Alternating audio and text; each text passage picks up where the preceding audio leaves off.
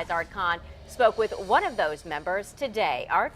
Stephanie, when it comes to matters of national defense, few are as outspoken as 4th District Congressman Randy Forbes. In my conversation with Congressman Forbes after the committee meeting today, he seemed more concerned with what the Defense Secretary didn't say than what he did testify to before the House committee. We've had a training program, which I have given you a copy of, where we list evangelical Christians, Catholics, and Mormons in the same category of religious extremism as we do Al-Qaeda. Congressman Randy Forbes used the majority of his time today to ask the Defense Secretary about a number of instances that he says are indicative of the administration's attacks on faith-based issues in the military. I don't know about all the specifics of the information that you presented.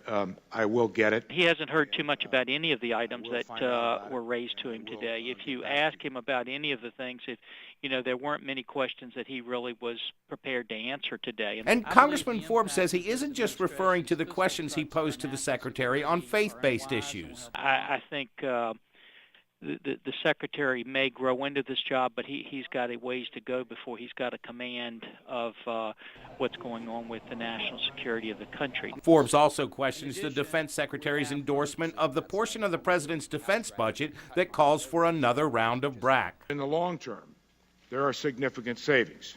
The previous 5 rounds of BRAC are saving $12 billion annually, and those savings will continue. The Secretary doesn't have his numbers totally right.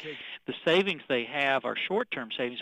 If you look at the money that was expended on BRAC, we haven't even recovered that money yet.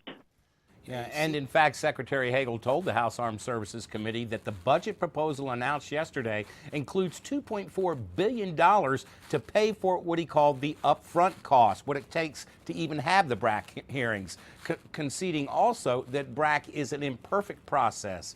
In the newsroom, Art Kohn, 10 on your side.